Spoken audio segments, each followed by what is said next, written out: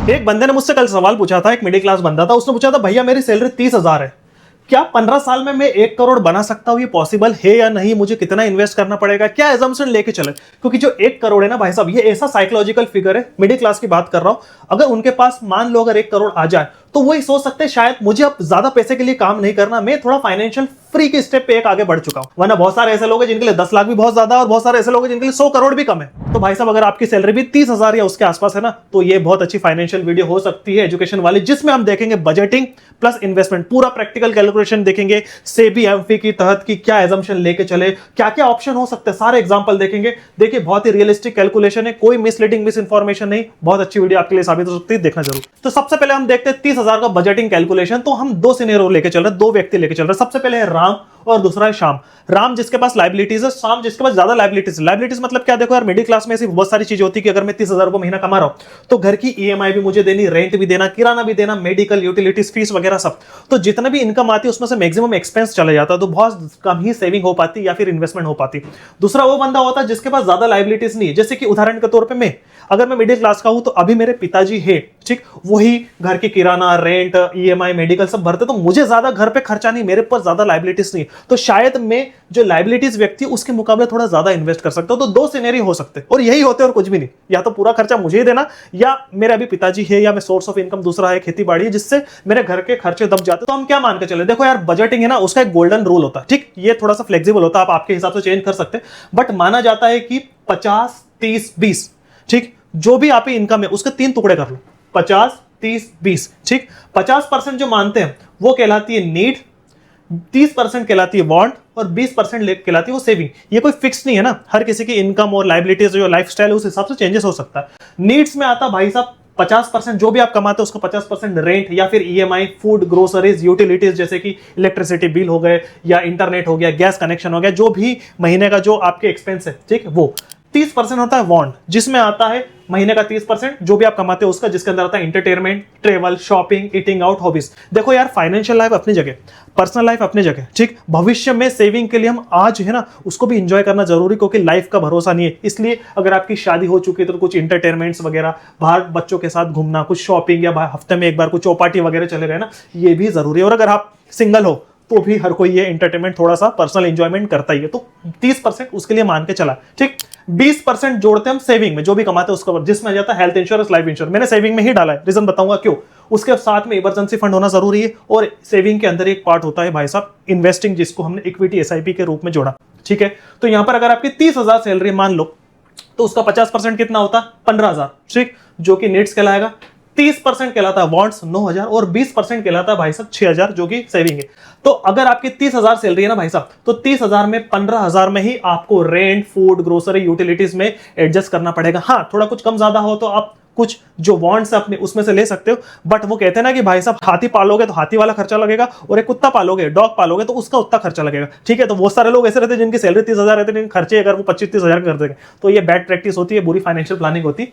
तो कई बार अगर आपके खर्चे ज्यादा है तो भाई साहब वो मिडिल क्लास को दबाने पड़ते हैं। तो यहाँ पे 15,000 में आपके रेंट, किराना, मेडिकल, यूटिलिटीज, ईएमआई इसके अंदर आने चाहिए। अगर नहीं आ रहे तो थोड़ा सा इसका पैसा आप जो आपके जो वांट्स है, ठीक है, घूमना फिरना, ईटिंग, इसको थोड़ा कॉम्प्रोमाइज करके उसको आपके जो जरूरी है नीड्स उसमें डालना पड़ेगा। तो मिनिमम 6,000 की बात करें। अब 6,000 में बात करें तो 6,000 की क्या एसआईपी करेंगे कि हेल्थ इंश्योरेंस, लाइफ इंश्योरेंस करेंगे? देखो सबसे पहले बात करेंगे, अगर आप किसी कंपनी में जॉब करते हैं ऑर्गेनाइज्ड में, तो बहुत सारी ऐसी कंपनी जो हेल्थ इंश्योरेंस, लाइफ इंश्योरेंस देती, अगर वो है और अच्छा है तो आपको एक्स्ट्रा लेने की जरूरत नहीं।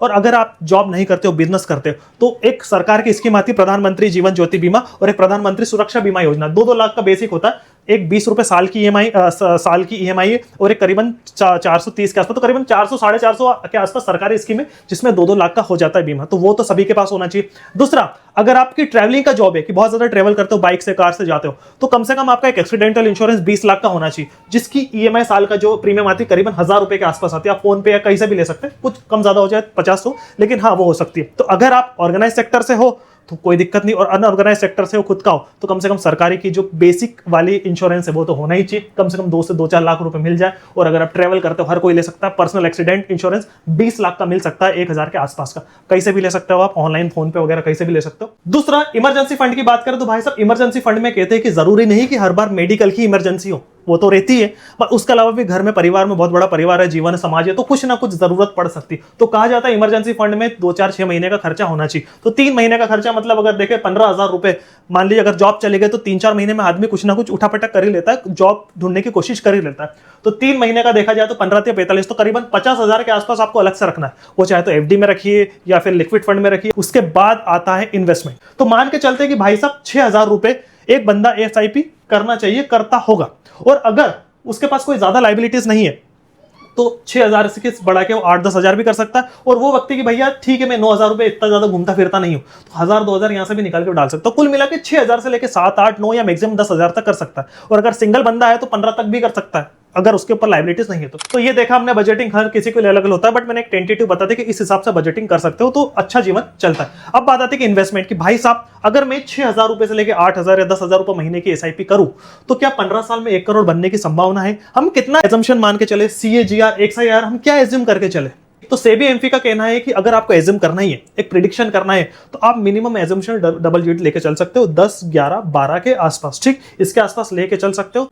तो क्या 10 माने कि 11 माने कि 12 माने? तो सेबी के हिसाब से तो भाई साहब एजम्पशन 10, 11, 12 के आसपास होता है, बहुत कम होता है। लेकिन मैंने एक रियल कैलकुलेशन करा है, पास्ट 20 साल 25 साल का निफ्टी का डाटा निकाला। आप मेरी ऑफिशियल वेबसाइट मनी ब्लास्टर पे जाओगे, यहां पर डाटा आएगा, वहां पर निफ्टी का डाटा देखोगे तो भाई साहब सन 2000 से लेकर 2025 तक का निफ्टी ने 11.5% सीएजीआर दिया था। मतलब 3 जनवरी 2000 को निफ्टी का रेट था 1592 रुपए 20 पैसे, और जब ये मैंने आर्टिकल लिखा था फरवरी 9/26 को, तब निफ्टी का रेट था 25,867 रुपए। तो करीबन भाई साहब कितना रिटर्न सीएजीआर निकला, 11.5 के आसपास निकला। इन 20-25 साल में हमने देखा कि कितने अच्छे दिन थे, कितने बुरे दिन थे, बुल मार्केट, बियर मार्केट, सबसे बुरे दिन आए थे तो कितना गिरा। तो ये पूरा कैलकुलेशन करा तो 20-25 साल के हिसाब से तो 11.5 के आसपास मिला।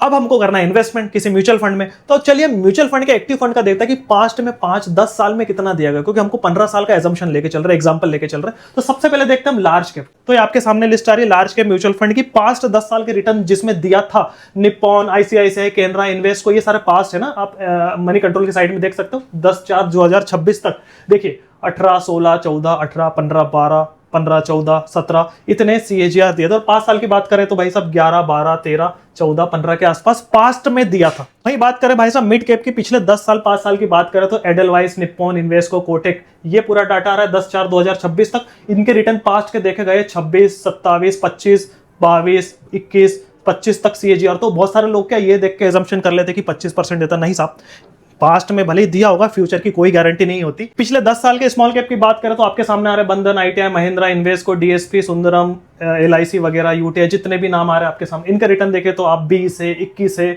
18 है, 17 है, 16 है, 15 है, 14 है। तो यहाँ पर सेबी एमपी कहता है कि भाई साहब आप मिनिमम 10, 11, 12 मान सकते हो। हमने निफ्टी का 20-25 साल का पास्ट का डाटा देखा तो उसमें भी 11.5 के आसपास पाया, जो कि सेबी कहता है भाई साहब इतना एजम्पशन कर सकते हो। और हमने म्यूचुअल फंड, एक्टिव फंड की बात करें तो लार्ज कैप ने भी 11, 12, 13, 14 तक दिए थे पास्ट में, मिड कैप ने तो भाई साहब 20-25 तक दिए थे पास्ट में, और स्मॉल कैप ने भी इतने के आसपास दिया था। लेकिन बहुत सारे लोग गलती करते हैं कि जो पास्ट का दिखता है ना उसको ही एक फंड का अगर 20 दिया तो वही मान के चलते हैं, बट नहीं, हम इसमें रियलिस्टिक कैलकुलेशन करेंगे, बेसिक कैलकुलेट करके लेके चलेंगे एजम्पशन। तो हम क्या माने, तो हम एक काम करते हैं, बीच का मानते हैं, ना ज्यादा मानेंगे ना कम मानेंगे, हम एवरेज मान के चलते 14। तो सबसे पहले एग्जांपल लेके चलते हैं कि अगर मैं 15 साल के लिए कोई एसआईपी कर रहा हूं और 14% एज्यूम करके चलूं तो मुझे कितने की एसआईपी करनी होगी। चलिए हम एसआईपी कैलकुलेटर खोलते हैं। तो ये आ गया आपके सामने पूरा एसआईपी गोल कैलकुलेटर, ये मनी ब्लास्टर हमने ही बनाया और पूरा एमफी के हिसाब से अलाइन करा हुआ। आप कैलकुलेटर पे जाएंगे सभी आ जाएंगे, यहाँ पे गोल एसआईपी पे हमने क्लिक करा और ये आ गया है पूरा एमफी का अलाइनमेंट ही, जो भी फॉर्मूले एमफी कहता उस हिसाब से हमने बनाया।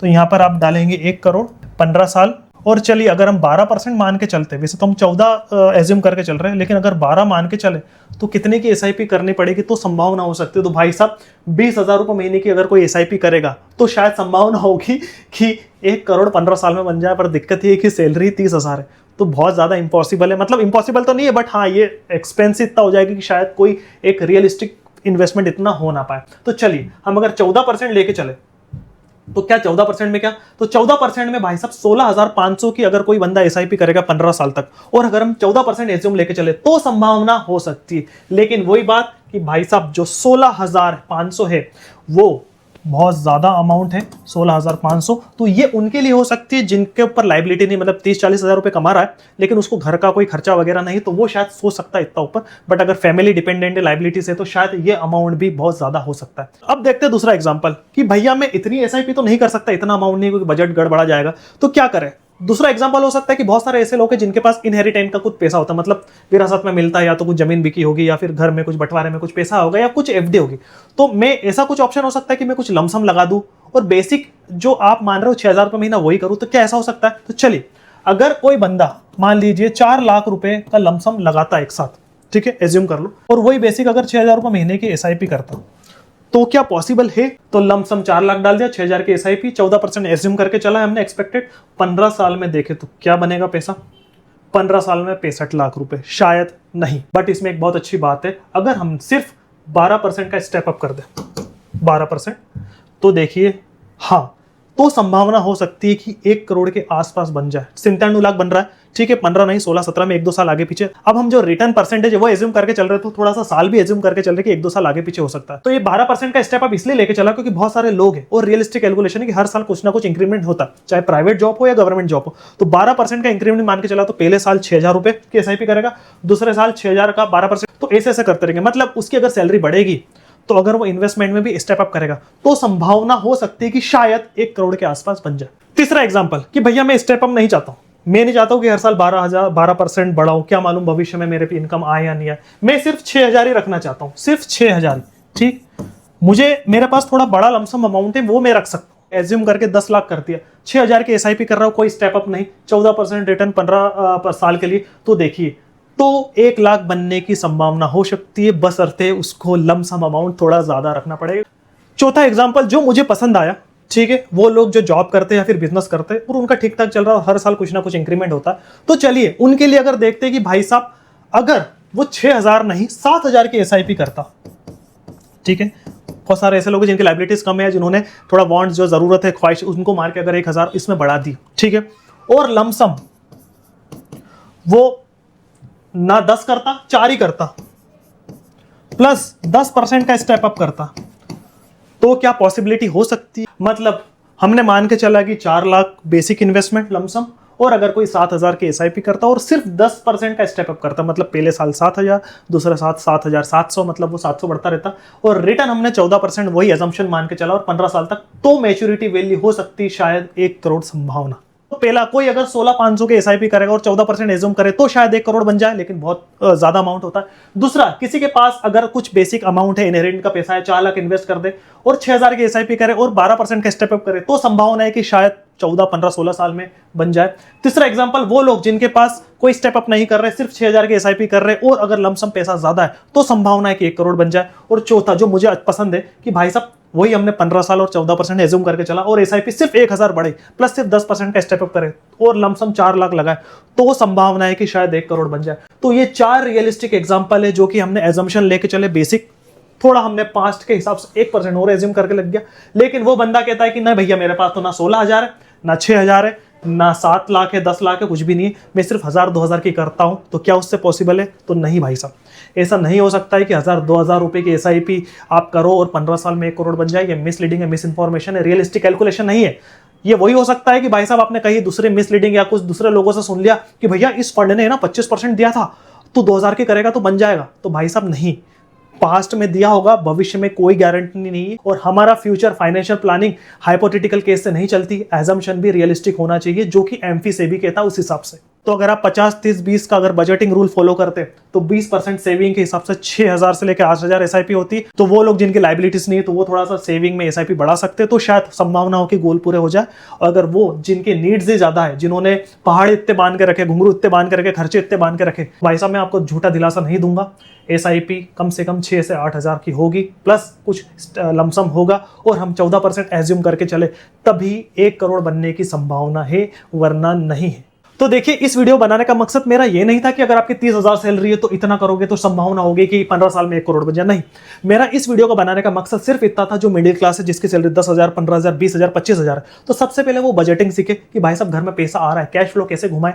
दूसरा, अगर वो इन्वेस्टमेंट कर रहे हैं तो उनके दिमाग में पूरी पिक्चर होनी चाहिए, भाई साहब अगर आपको कोई गोल सेट कर रहे हो तो उसके लिए कितनी एसआईपी करनी पड़ेगी, सेबी एमफी के हिसाब से क्या एजम्पशन लेके चलना पड़ेगा, रिस्क रिवॉर्ड सब समझ के तभी एक बेहतर फाइनेंशियल प्लानिंग होती। और भारत में बड़ी दुख वाली बात है कि बहुत ही कम ऐसे लोग हैं, बहुत ही कम अच्छे एडवाइजर है जो कि अच्छी फाइनेंशियल प्लानिंग एडवाइस देते। तो मेरी आपसे रिक्वेस्ट है, अगर आपका गोल है कुछ भी फाइनेंशियल फ्रीडम का भविष्य में, तो एक अच्छे फाइनेंशियल एडवाइजर से सलाह लेके अच्छा फंड लीजिए, उस हिसाब से रिस्क रिवॉर्ड समझे और आगे भविष्य में एसआईपी करें। तो एक और मैं अगली वीडियो बनाने वाला हूं जिसमें हम देखेंगे मिडिल क्लास के लिए सोर्स ऑफ इनकम कैसे बढ़ाएं, मतलब वो एक्स्ट्रा काम क्या करे, जो स्किल है नॉन स्किल है। बात इन्वेस्टमेंट की नहीं है, उसमें हम सिर्फ कैश फ्लो की बात करेंगे कि कैसे एक्स्ट्रा जनरेट करें। अगर आप स्किल है नॉन स्किल है तो क्या क्या काम कर सकते हैं जिससे एक्स्ट्रा इनकम हो, और जब एक्स्ट्रा इनकम आएगी तभी आप सेविंग थोड़ा बढ़ा सकते हैं, इन्वेस्टमेंट बढ़ा सकते हैं और आपके फाइनेंशियल फ्रीडम की जर्नी में एक स्टेप और आगे पहुंच सकते हैं। तो अगर आप ये वीडियो चाहते हैं तो कमेंट में कर लिखिए एक्स्ट्रा इनकम, तो मुझे लगेगा।